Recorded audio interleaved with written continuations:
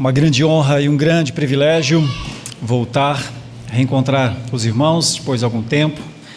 Tive o privilégio já de pregar aqui, convidado pelo meu querido irmão Adi, há muitos anos atrás, no aniversário da igreja também, e do presbitério, porque vim 2 vezes no mesmo mês, me lembro, uma particularidade que carrego. Uma honra grande, convite do reverendo Samuel.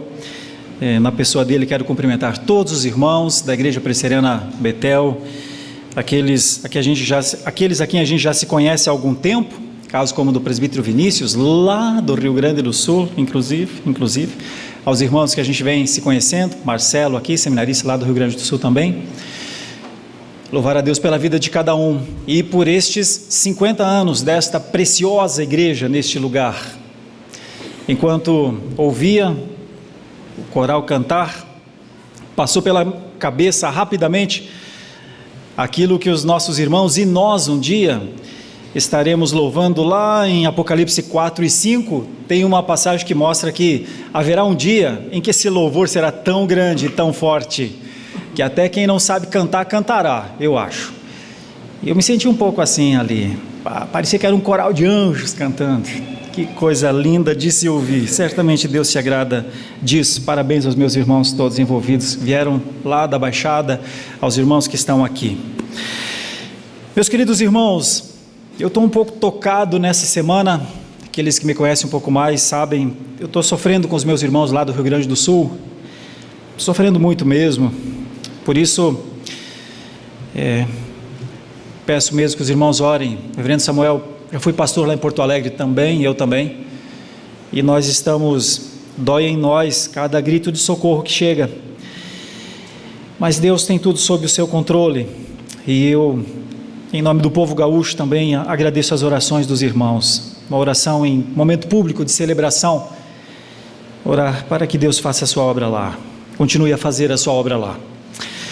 Eu quero trazer uma mensagem, a exposição da palavra de Deus, que está em João capítulo 12, versículos 44 a 50, peço aos irmãos que acompanhem essa leitura, ela é passada aqui no monitor, na versão NAA, eu também vou ler na versão NAA, vi que os irmãos têm uma Bíblia comemorativa na versão NAA também, nós também, lá da Igreja da Lapa, estamos comemorando os 100 anos neste ano, somos uma irmã que tem exatamente o dobro da idade de vocês, e trago um abraço daquela madura senhora, de 100 anos, na semana passada eu estive pregando na Igreja Presbiteriana de Vila Maria, que completa 75 anos, então a nossa igreja completa 100, Vila Maria 75, Betel 50, vou pregar na igreja Parque São Domingos, no domingo agora, reverendo Fábio, não sei quantos anos completa, mas já pensou se fosse 25, né? Aí era uma escadinha de 100, 75, 50, 25, mas é um pouco mais, eu acredito, igreja pastoreada pelo meu querido irmão reverendo Gildásio. Como é bom ver Deus preservando as igrejas, não é? E nós celebrando a cada igreja um pouco mais dessa alegria de sermos cristãos, mesmo em momentos muito tristes como eu particularmente estou passando, e alguns irmãos talvez aqui também, que têm familiares lá no estado do Rio Grande do Sul.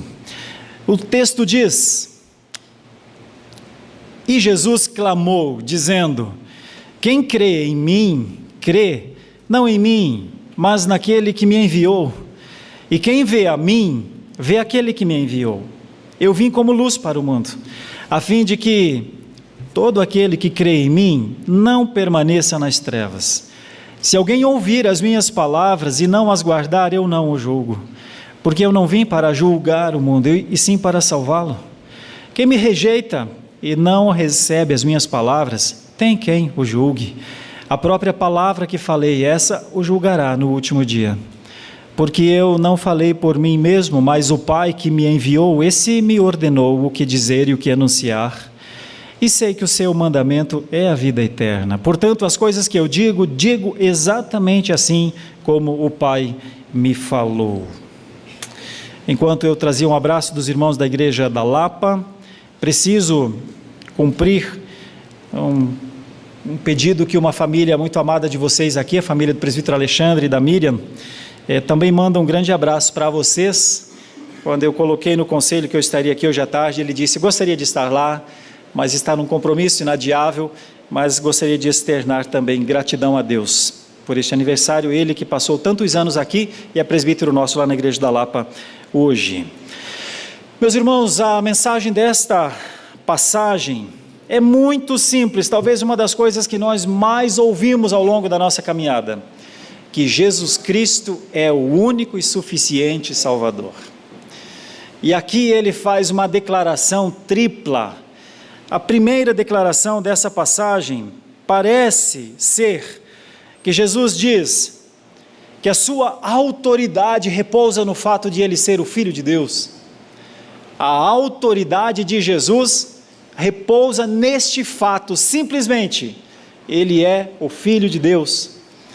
Uma segunda declaração aqui é uma afirmação da responsabilidade dos ouvintes em aceitar ou rejeitar essa mensagem. E uma terceira declaração, na verdade, é uma promessa. Jesus promete um julgamento justo para aqueles que rejeitam a luz que ele oferece. Então essas três coisas são as três ideias que eu gostaria de discorrer nesta tarde, sobre a autoridade de Jesus como Filho de Deus, nos versículos 44 e 45, sobre a afirmação de Jesus acerca da responsabilidade dos ouvintes em aceitar, em entender ou não a sua mensagem, e a promessa do julgamento para aqueles que rejeitam a luz que ele oferece, e certamente é por isso que existem as igrejas no mundo. Meus queridos irmãos, eu fui convertido em 1996, foi quando eu conheci o que era realmente, foi quando verdadeiramente eu entendi quem era Jesus Cristo. Eu venho de umas caminhadas diferentes, eu até já falei aqui, eu estava buscando aqui os meus rabiscos da última vez que eu estive aqui. Eu venho de várias tentativas. Eu nasci romanista, idólatra, por herança, eu diria, de segunda ou terceira geração. Depois eu fiz tentativas na minha caminhada espiritual por alguns movimentos, que depois eu vim a entender que são seitas mesmo. Eu conheci e vivi dentro dos Testemunhos de Jeová, eu conheci e vivi dentro da Seixonoye, eu conheci e vivi dentro do Espiritismo. E então eu fui alcançado em 96, através de uma pregação muito simples da Palavra de Deus, que falava sobre o Filho Pródigo. E a mensagem atônica naquela tarde era: você pode se achar muito inteligente, você pode se achar muito vencedor, você pode se achar senhor ou senhora de si, mas se você não entender quem é o Pai, quem é Deus, a mesa que Ele prepara, se você não entender o que é estar na presença de Deus, você sai da presença de Deus, sem nem perceber que saiu. Você vive no mundo achando que você é senhor da sua vida, mas um dia você acabará numa mesa com comida de porcos. Presta atenção, dizia o pastor naquele dia, presta atenção, para onde você está indo? Presta atenção. E ele dizia uma outra coisa também, que tem a ver com esse texto aqui: cada um anda na luz que tem, hein? Ele dizia, qual é a luz que ilumina o teu caminho? Cada um anda na luz que tem. Se a tua luz for uma luz forte e poderosa, talvez você veja melhor o caminho, e se veja inclusive neste caminho. Mas se a luz que você tem é uma luz ofusca, mais ou menos como daquelas lâmpadas incandescentes de 40 watts, que hoje nem tem mais, né? Aliás, gastava uma barbaridade de luz e iluminava pouco. Hoje nós estamos na época do LED, né, das potências e tal, mas os mais antigos aqui conhecem as lâmpadas de 40 watts, aquele rusco-fusco amarelo, assim, não adiantava nem pintar a parede de branco e tal, de noite ficava amarelo, porque a luz era muito fraca. Se cada um anda na luz que tem, vale a pena pensar: Senhor, qual é a minha luz? Como é que eu vejo? Como é que eu estou vendo? Eu ando reto, para frente? Eu ando em círculos? Ando em zigue-zague? Ando como numa montanha russa? De vez em quando a subida é difícil demais, e de repente quando passa a subida eu nem queria descer tão rápido, mas eu desço como um carrinho em montanha russa. numa velocidade louca. Meus irmãos, esta é uma passagem que Jesus estava falando, porque a Bíblia, antes de ser um livro que nós lemos, é um livro vivido por pessoas, não é? Jesus estava falando aqui exatamente num contexto assim, num contexto que falava sobre quem ele era, porque muitos naquela época não entendiam direito quem Jesus era. Se naquela época muitos não entendiam exatamente que ele era o único e suficiente Salvador do mundo, será que hoje é diferente? Talvez não. Talvez muitos hoje ainda acham uma coisa muito legal Jesus Cristo. Jesus e os seus conselhos, Jesus e as suas parábolas, Jesus e as suas bem-aventuranças. Ah, como gosto de ler as coisas que Jesus disse. Palavras lindas, mas talvez muitos na nossa geração parem por aí, na admiração a Jesus, na admiração como um sábio, na admiração como um mestre, mas muitos talvez não conseguiram ainda compreender o eterno Jesus, o Filho de Deus, que encarnou-se, a segunda pessoa da Trindade, que na economia da Trindade assumiu uma responsabilidade de nascer no nosso limite, eu diria, condensado a nós, para nos falar. Mas, no entanto, a sua condensação nunca, absolutamente nunca, fez romper a sua condição de o Filho eterno de Deus. Não deixou de ser Deus, representou Deus, mas continuava Deus. Então, talvez neste tempo, muitos olhavam para Jesus, o admiravam como um rabino, o admiravam como, imaginem, aquele nascido numa manjedoura, e agora, há pouco tempo sabemos que ele falava e ensinava aos doutores. Imaginem, lá daquele lugar de onde nem se imagina vir alguém, Belém, e de lá um homem sem estudos, um homem que não viveu dentro da religiosidade de Jerusalém, mas olha as palavras dele, são palavras sábias, são palavras que nos encantam. Muitos naquela época admiravam a Jesus, mas não alcançavam a eternidade de Jesus.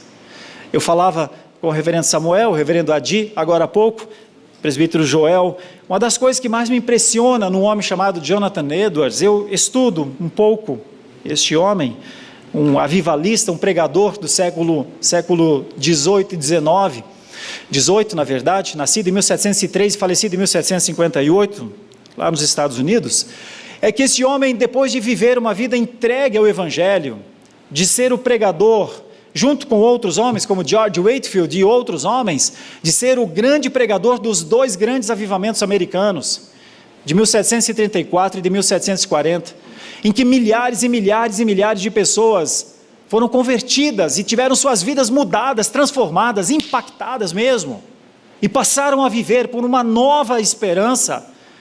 Nas suas devocionais, junto com a sua esposa Sara, de vez em quando ele se assustava consigo mesmo, e clamava a Deus, e a oração dele era uma oração que talvez nós devêssemos fazer, talvez alguns já tenham feito, mas pense se você já fez essa oração, nos momentos em que a sua vida não está tão espiritual assim, que você não está lendo a Bíblia como você sabe que deveria ler, não tem tido tempo de oração ao Senhor, naquela devocional só tua e Deus, e então em momentos assim ele dizia: Senhor, põe de novo a eternidade nos meus olhos, Senhor, põe de novo a eternidade nos meus olhos. Era como se ele dissesse: Senhor, eu te conheço, Senhor, eu já vi os teus feitos, Senhor, eu sei o que o Senhor pode fazer, Senhor, mas Senhor, agora eu não sei porquê, eu não estou vendo.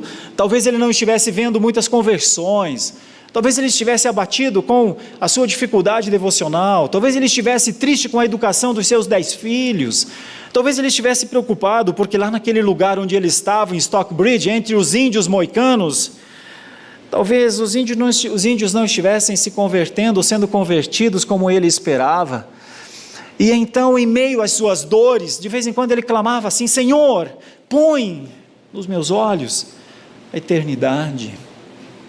Você já orou assim?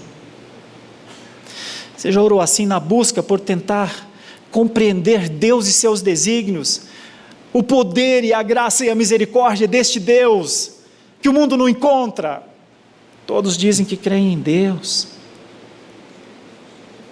mas todos querem crer num Deus que não passa pela cruz, na perspectiva de Deus, como aquele que criou o mundo e tudo o que nele há, de um Deus que não lida com o ser humano, de um Deus que cria tudo, mas que pode estar longe. Quantos querem crer, pensam que creem num Deus, mas a cruz não está no radar dessas pessoas? E então aqui nós vemos um pouco disso, Jesus dizendo de maneira muito simples: quem crê, Jesus diz, note o quem crê, ele fala de uma maneira interessante, é como se Jesus dissesse: não são todos, mas quem crê. Agora eu estou falando aqui desse jeito para você, lendo assim: quem crê em mim, crê não em mim, mas naquele que me enviou, e quem vê a mim, vê aquele que me enviou. Eu vim como luz para o mundo, a fim de que todo aquele que crê em mim não permaneça nas trevas. E você me ouve falar no tom que nós conversamos entre nós, um pouquinho mais alto, porque eu estou trabalhando aqui com a pregação, só que a palavra clamou que está aqui sugere outra coisa. E talvez você vá se assustar com isso que eu vou dizer agora, mas Jesus gritou isso.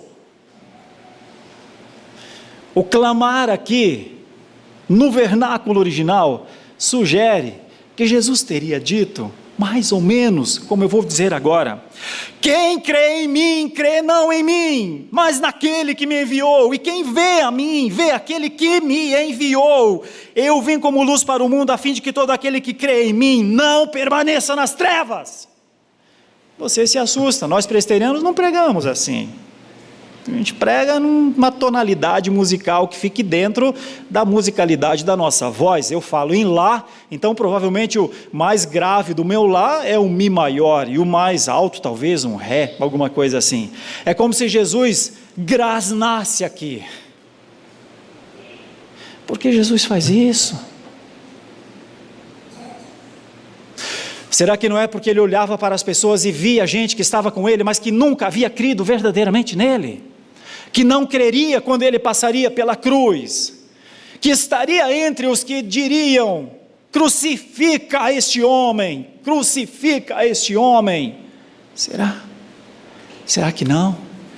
Jesus conversava com seus discípulos sobre muitas coisas, clamava num grito, e em outro momento, quando Jesus fala com seus discípulos, ele diz: toda a autoridade me foi dada, toda a autoridade me foi dada nos céus e na terra. Por isso, portanto, sigam, acelerem, vivam, exercitem a fé.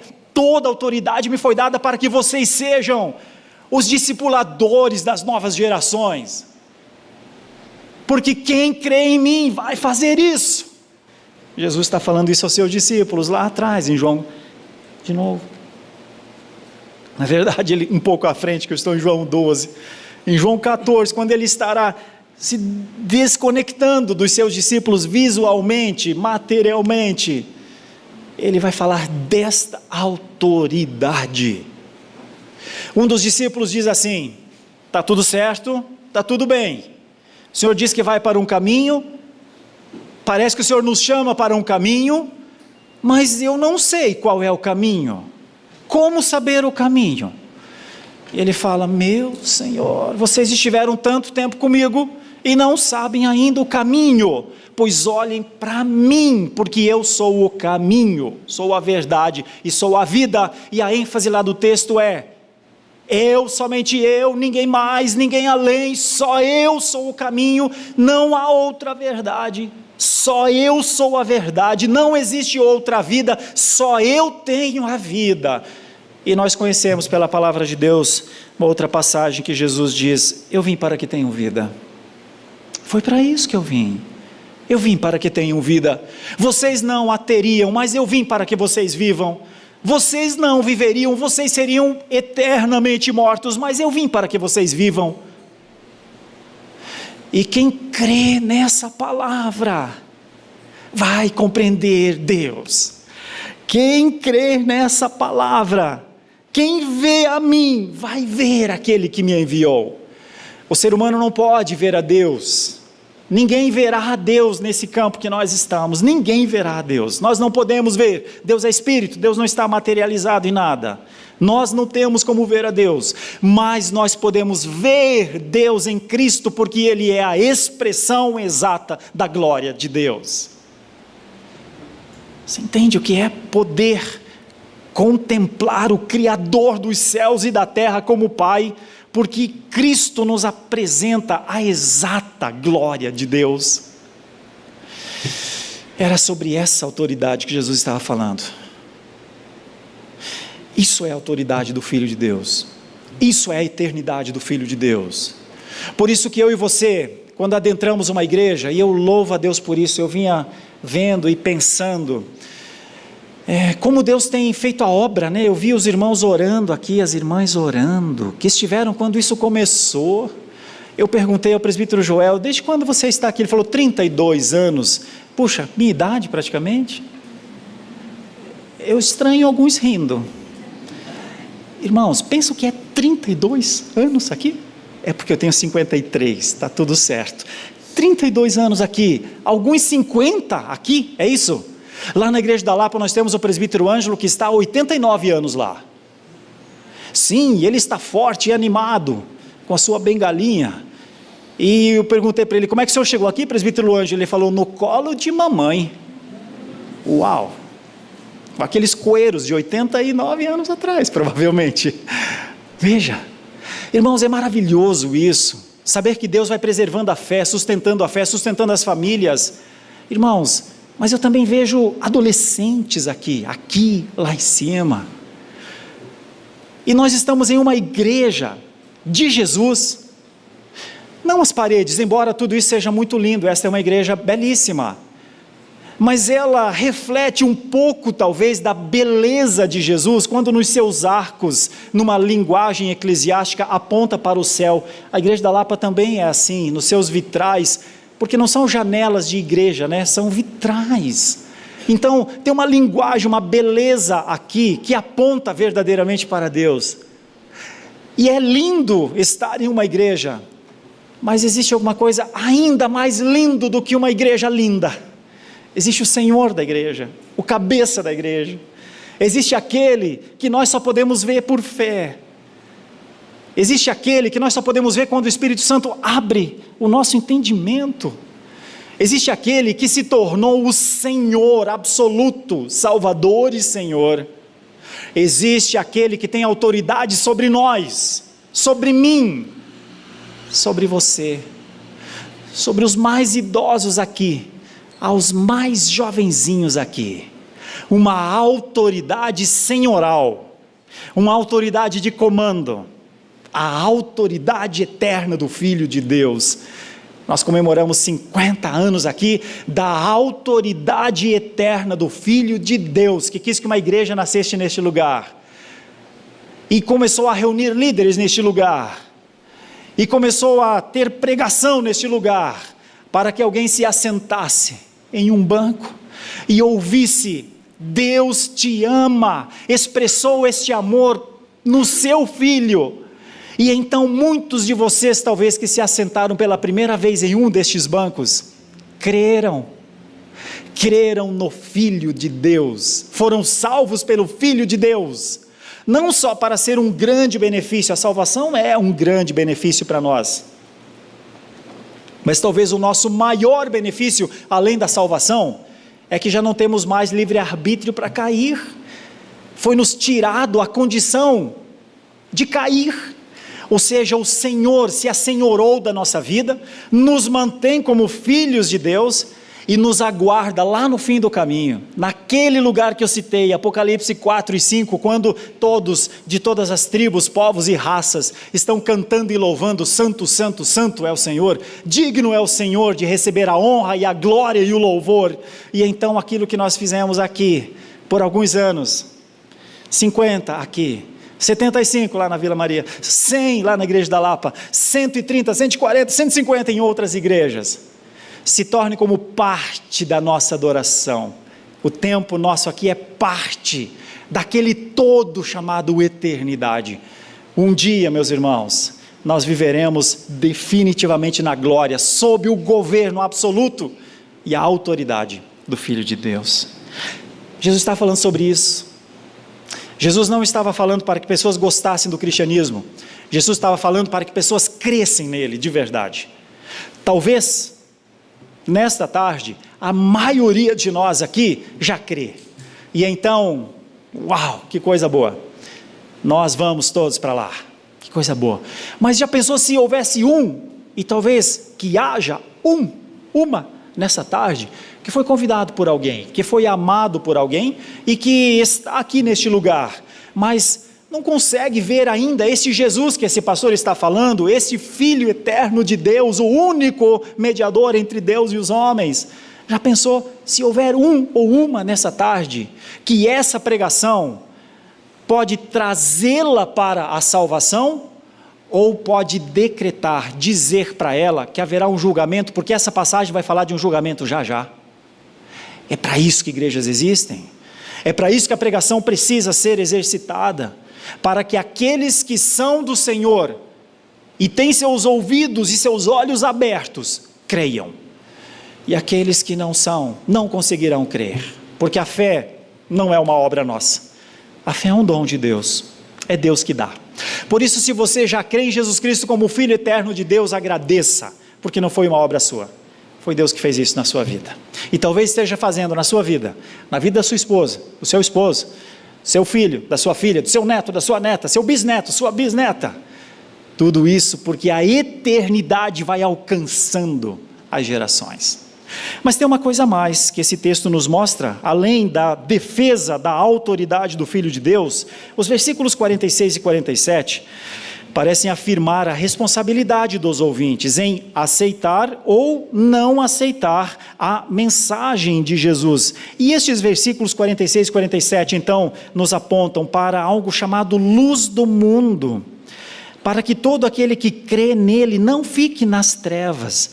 Porque se alguém ouvir as palavras de Jesus e não as guardar, Jesus diz, nem sou eu quem vai julgar, porque eu não vim para julgar, mas eu vim para salvar. Mas vai dizer daqui a pouquinho que sim, haverá um julgamento.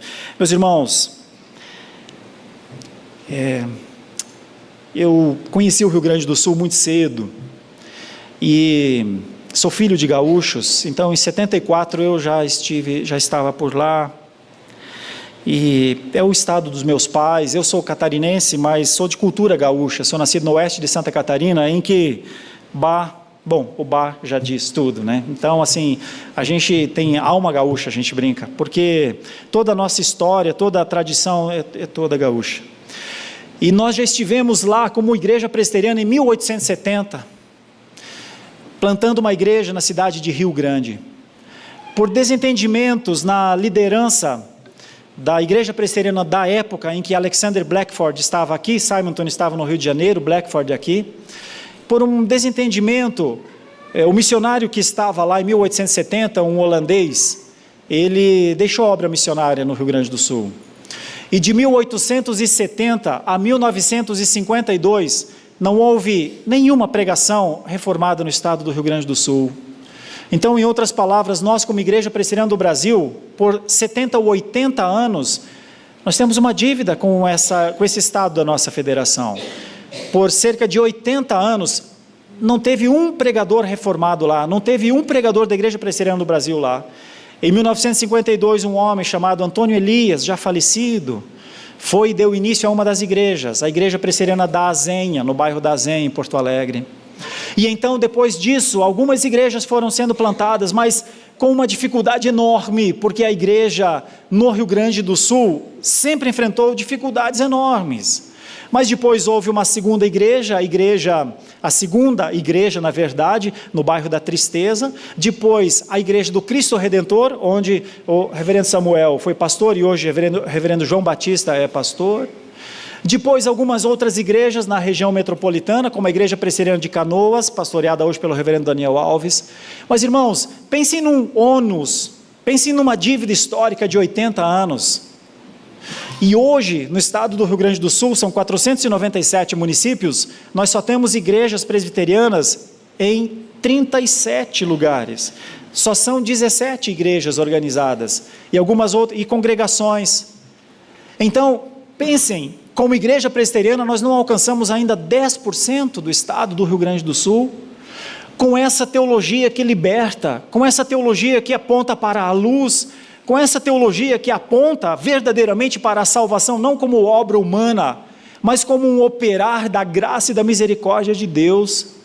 Então, quando eu olho para o Rio Grande do Sul, eu trabalhei lá, fui presidente do Sino do Sul do Brasil lá, fui presidente de outro sínodo que trabalhava com o Rio Grande do Sul, o Sínodo Meridional, visitei, conheço cada palmo daquele chão, vi aquelas igrejas nascendo, uma por uma no interior. Desde 1996, um grande projeto de plantação de igrejas para as 20 maiores cidades do Rio Grande do Sul. Por quê, meus irmãos? Porque pessoas se gastam seus recursos, seus tempos, ficam longe de suas famílias, para evangelizar um estado assim, por causa das trevas, meus irmãos. Que grande trevas! Que lugar de escuridão é o lugar sem Jesus, sem a luz. Então, uma das coisas que mais tem nos motivado nas missões, porque a nossa APMT, nossa Junta de Missões Nacionais, nosso PMC, porque nossas igrejas estão empenhadas em plantar igrejas, porque eles sabem que este mundo jaz no maligno e que as pessoas estão nas trevas. É sobre isso que Jesus está falando. Jesus está dizendo algo muito, mas muito, muito importante aqui. Muito importante mesmo. Jesus está falando sobre luz e trevas, e Ele é a única luz. Ou seja, se nós quisermos contribuir com a glória de Deus, nós precisamos expandir essa luz, nós precisamos refletir essa luz. Então existe uma responsabilidade em nós, em refletir a luz, e existe uma responsabilidade naquele que recebe essa luz. Será que ele crê? Será que ele crerá? Deixa eu te falar, nós entendemos que a evangelização não é uma obra nossa, a evangelização é uma obra de Deus, que Deus faz a sua obra, e que Ele sabe quem são os seus eleitos, e que Ele ilumina o entendimento de todos aqueles a quem Ele ama como filho. Nós entendemos isso, e nós muitas vezes pensamos que as trevas, que sempre existirá trevas, e que poucas lâmpadas serão iluminadas. Mas deixa eu usar um exemplo que é a nosso favor. Pense em você, pense em nós. Nós somos uma igreja cheia nessa tarde de sábado aqui na igreja Betel. O que aconteceu conosco, meus irmãos? Nosso entendimento foi iluminado. Nossa fé, a fé que temos hoje, Deus deu. A esperança que temos hoje, Deus deu. A libertação da idolatria que tínhamos até então, Deus efetuou. Os nossos filhos, quando nós os ensinamos no caminho que eles devem andar, eles creem, eles andam nos caminhos que os pais andam. Quando nós vemos estes fatos, meus irmãos, nós podemos dizer: até aqui nos ajudou o Senhor, e esse é o motivo na missão para que creiamos. Imagine você quantas igrejas cheias como essa nós ainda veremos. Ontem pela manhã eu tomava café com o reverendo Hilder da igreja presbiteriana de Alphaville. Motivo do nosso café, embora eu goste muito de café, gosto mais de chimarrão até, mas gosto de café também. Enquanto tomávamos o café, e eu até brinquei com ele: tem chimarrão aqui? Ele falou: não tem não, só tem café. Tudo bem, pode ser café então. Enquanto tomávamos o café, conversávamos sobre nossas responsabilidades, não assumidas muitas vezes, em plantar igrejas, em colocar nos nossos orçamentos anuais recursos para a plantação de igrejas, sobre nossos possíveis lugares, e nós sonhamos vários lugares aqui, como numa conversa que tivemos, reverendo Samuel, reverendo Roster e eu, numa padaria lá por Higienópolis, dizendo: nós somos igrejas cheias. A Igreja Betel é uma igreja cheia, a Igreja da Lapa é uma igreja cheia, a Igreja Unida é uma igreja cheia, a Igreja Alphaville é uma igreja cheia, a Igreja do Jaraguá é representada aqui pelo Fábio e nossos outros irmãos, são igrejas cheias, e se enchendo cada vez mais pela graça de Deus. Irmãos, não seria esse o motivo principal para que nós amássemos a glória de Deus a tal ponto de nós não descansarmos enquanto não plantemos novas igrejas para que elas também se encham? Porque, meus irmãos, isso é a luz, isso são as pequenas lâmpadas. O mundo está em trevas, continuará em trevas, mas nós não, nenhum de nós não.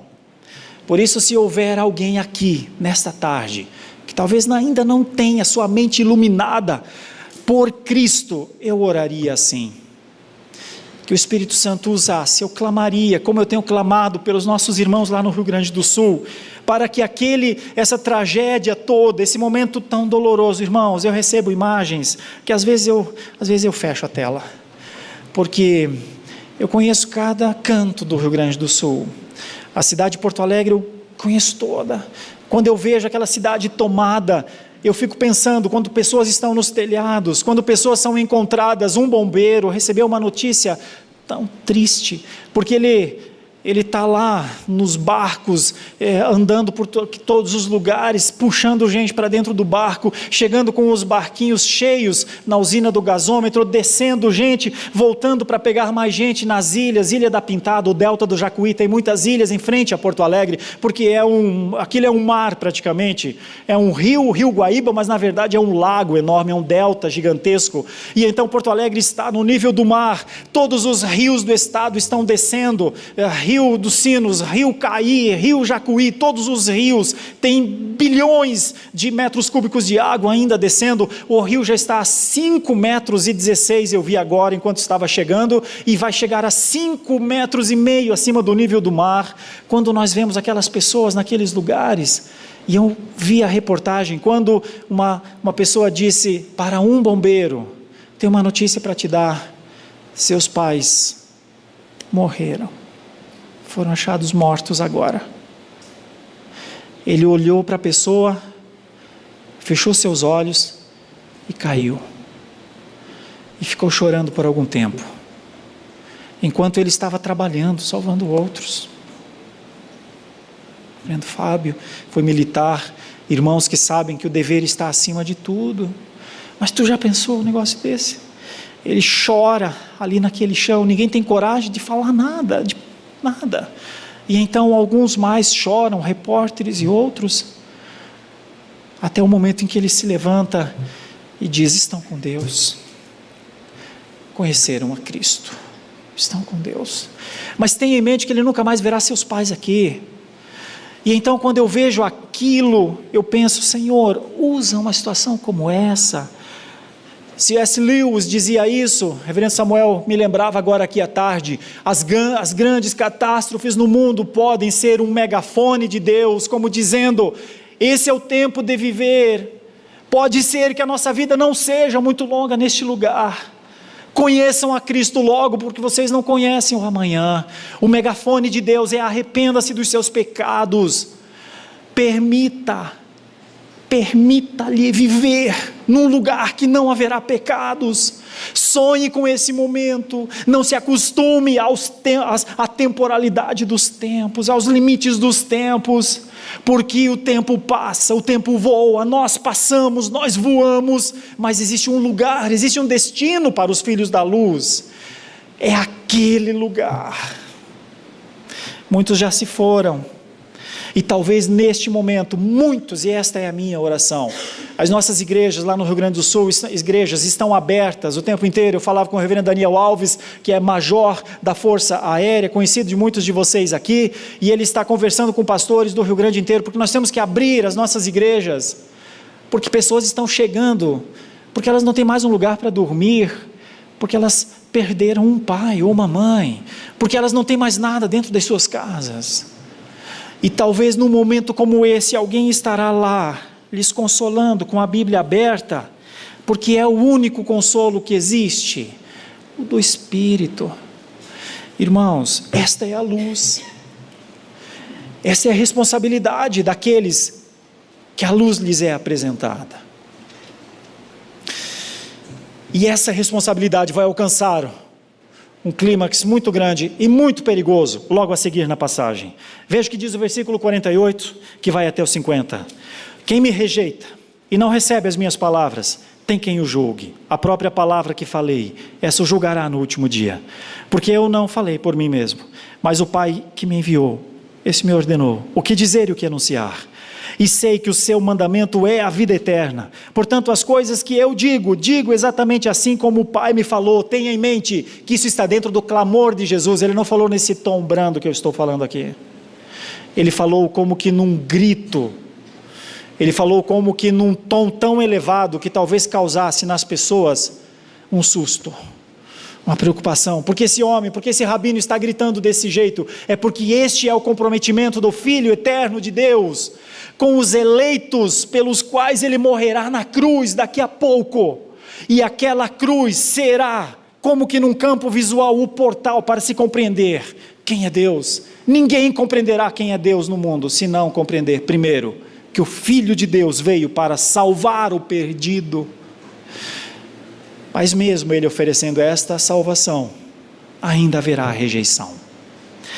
E aí, para aqueles que o rejeitam e não recebem as suas palavras, aí ele diz: olha, o mandamento é a vida eterna, o mandamento é aquela vida com o Salvador, é a vida no céu, mas alguns terão de experimentar uma outra eternidade, terão de experimentar a eternidade sem um Redentor, porque o inferno é um lugar eterno sem um Salvador.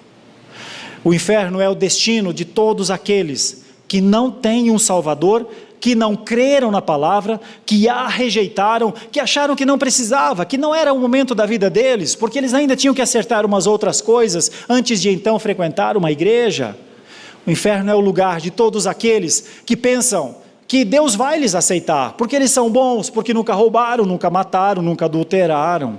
Por que é que Deus os condenaria e não os salvaria? O inferno é o lugar de todos aqueles que receberam um presente de um valor incalculável, mas o trataram como se fosse menos do que um copo de água, não deram importância. Acharam que os seus ensinos são bonitos, mas eles não são os ensinos que lhes salvarão.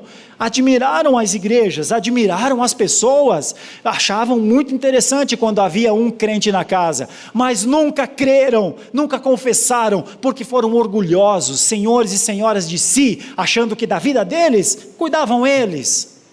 Este é o lugar daqueles que rejeitaram o presente que não temos condição de avaliar. Eu digo isso numa outra exposição, mas me vem à mente. Se você recebesse um copo de água como estes ótimos copos de água que eu tenho aqui, e um calor deste, ele tem um valor importante, porque ele mata verdadeiramente a sede. Mas imagine que eu lhe desse esse copo de água e dissesse: guarda contigo esse copo de água, é o meu presente para você. E você estranharia: ué, por que o pastor está me dando um copo de água? Fala, para você se lembrar da nossa amizade, leva o copo de água, fica com você, tá? Aí você leva o copo de água, aí passa 5 anos, mais ou menos, e eu encontro você em algum lugar. E eu pergunto para você: oi, tudo bem? Como você está? E então, e aquele copo de água que eu te dei de presente? Está tudo bem com ele? Como é que você está cuidando dele? Aí você diz assim: mas espera aí, era para isso? Era para guardar? Em determinado dia eu tomei, ou assim, ou alguém tomou, ou caiu e então a água correu pelo chão, e não tem mais, reverendo, aquele copo de água lá já era. Bom, o que eu diria para você? Tudo bem, está tudo certo, era só um copo de água, não tem tanto valor assim, era só um copo de água. Agora imagine você, vem o Filho de Deus e lhe diz: olha, o céu é o presente que eu quero lhe dar, a eternidade com o Pai. Você vai andar nas ruas de ouro, Você tem um lugarzinho, uma morada, porque a casa do meu pai tem muitas moradas. Ele veio para te dar a morada celestial. Ele veio para que você eternamente esteja com Ele na glória, para todo o sempre. E aí você não quer.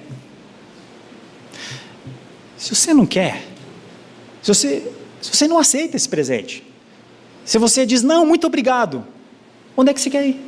Para onde você quer ir? Então não tem nenhuma injustiça em aquele que rejeita o grande presente ir para o inferno, porque foi oferecido o grande presente, porque essa é a oferta do Evangelho, porque este é o valor do Evangelho.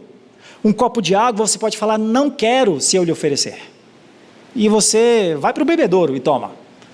Agora, a oferta da salvação é uma só, é a oferta do Filho, é a oferta do Cordeiro morto, é a oferta daquele, o único que venceu a morte, é a vida que nós não poderíamos ter, é o lugar reservado para os eleitos, para todo sempre, é o nome de filho e filha de Deus, e quem rejeita, não tem outra coisa mais justa do que o inferno.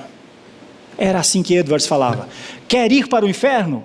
Vá, mas saiba que você quis.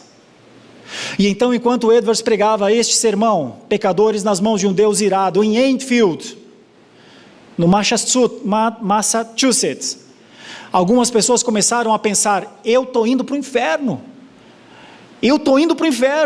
porque eu já tenho 30 anos, tenho 40 anos, tenho 50 anos, eu nunca dei importância à palavra de Deus, eu estou indo para o inferno, porque eu poderia ter uma vida com Deus que nunca tive, eu poderia descansar onde nunca descansei, eu poderia ser a pessoa mais feliz do mundo, porque os cristãos são os homens e mulheres mais felizes da terra, mas eu escolhi uma vida separada de Deus, eu estou indo para o inferno. E então alguns começaram a se levantar e chorar e se agarrar nas pilastras daquele lugar, e Edwards não aliviou em nada, falava, remorso não é suficiente, não adianta falar, ai meu Deus, não adianta falar, eu podia ter sido diferente, creia você precisa crer, não adianta falar, agora eu vou para a igreja, quanta gente vai para a igreja mas não vai para o céu, é sobre outra coisa, é sobre uma coisa muito mais importante, é sobre a eternidade.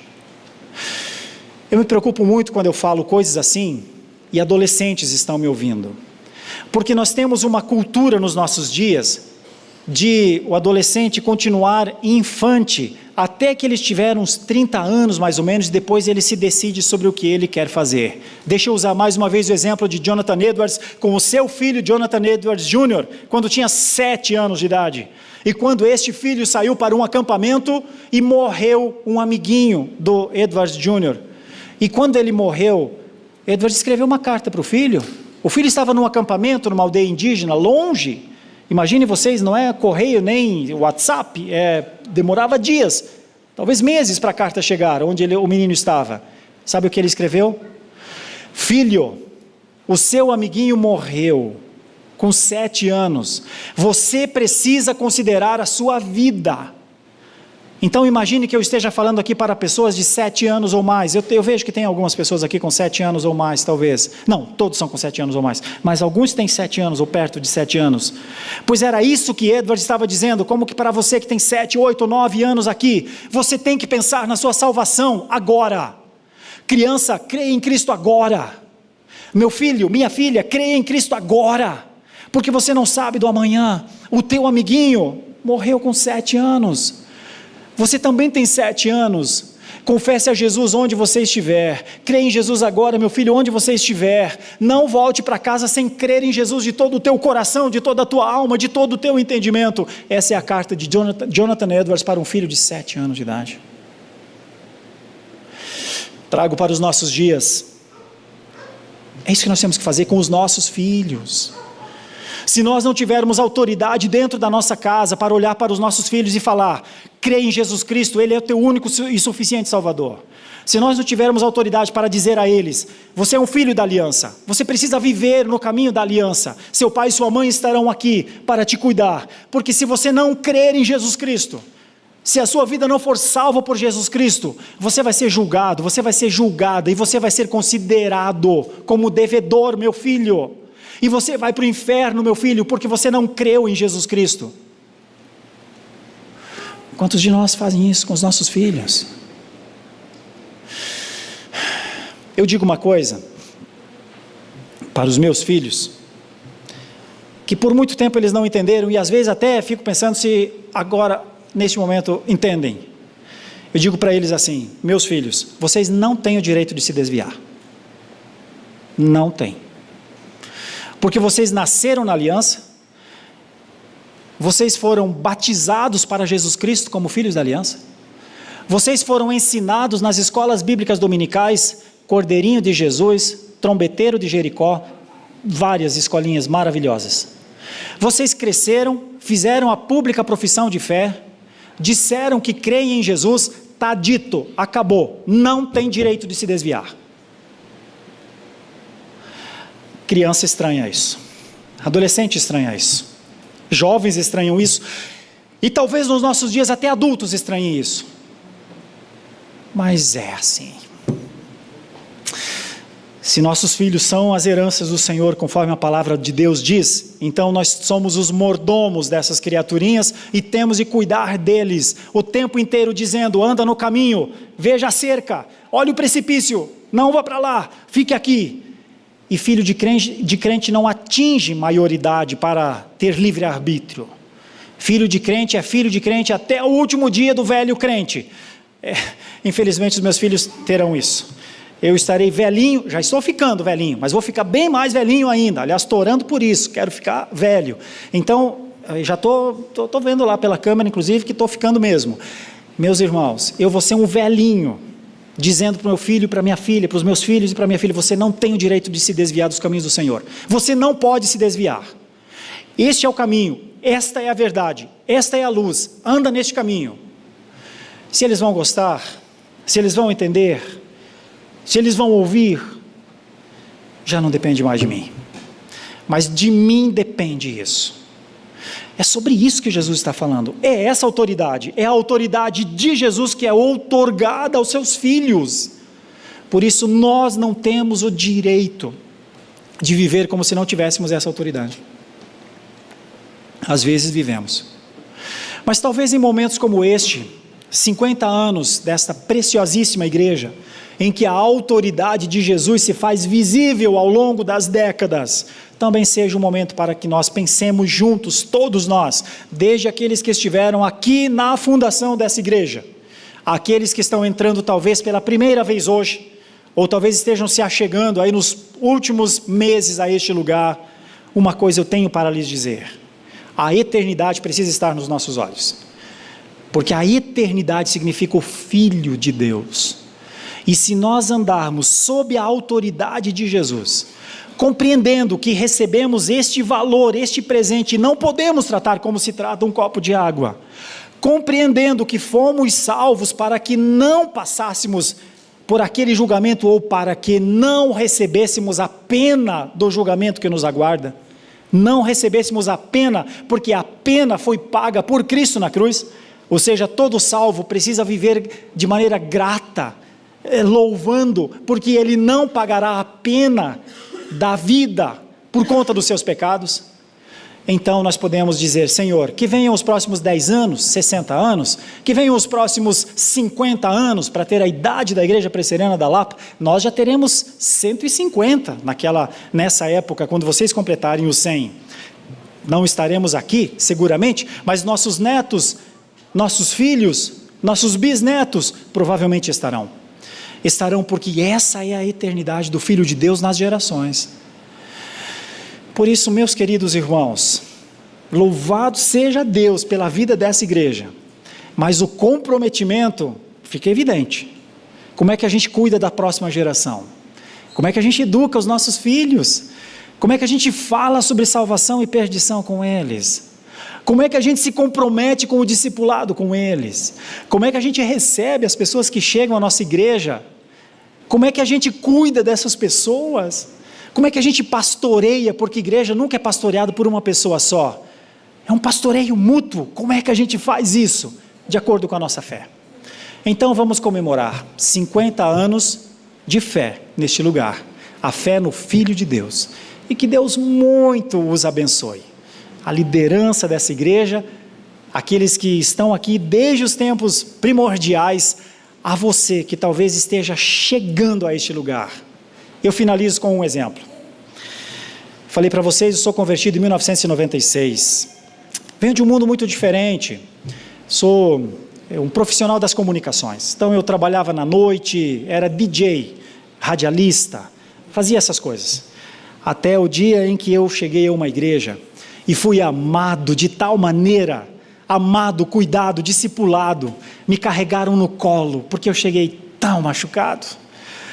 Mas eles cuidaram das minhas feridas, eles me amaram, mas não aliviaram em nada. E os discipulados que eu recebi foram discipulados noutéticos. Arrependa-te dos teus pecados, abandone a vida de pecados, experimente viver na presença de Deus, que o Espírito vire a chave no teu coração, venha para a fé, anda na fé.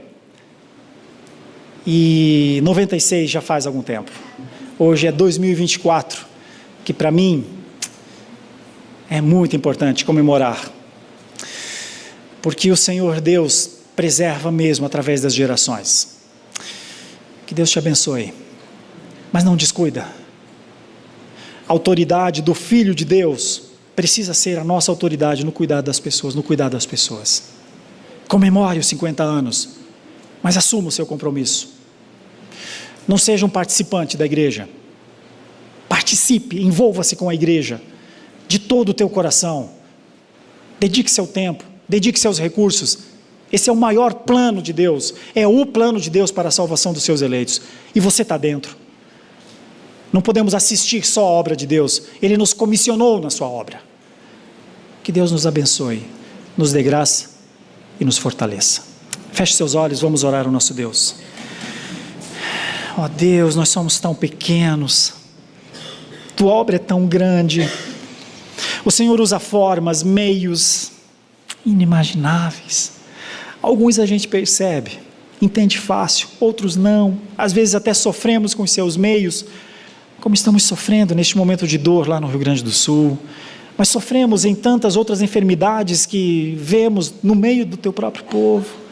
Senhor, usa os teus meios, o Senhor não precisa prestar conta a nós sobre os teus meios, usa os teus meios e usa-nos de acordo com a tua vontade, para que não sejamos passageiros de uma geração, mas sejamos verdadeiramente agentes comissionados como filhos e filhas do Senhor, empenhados e comprometidos, porque o Senhor colocou um dia a eternidade nos nossos olhos. O Senhor descortinou o céu para nós, o Senhor nos trouxe por suas promessas, o Senhor nos trouxe para perto aquilo que vamos experimentar por toda a eternidade. Louvado seja o teu nome, grande é o teu nome, Senhor. O teu Espírito, Senhor, tem aberto o nosso entendimento, tem nos mostrado por onde andar. Senhor, é verdade que nós temos aflições neste mundo, mas é muito bom saber que o Senhor venceu o mundo, que nós não precisamos viver como aflitos.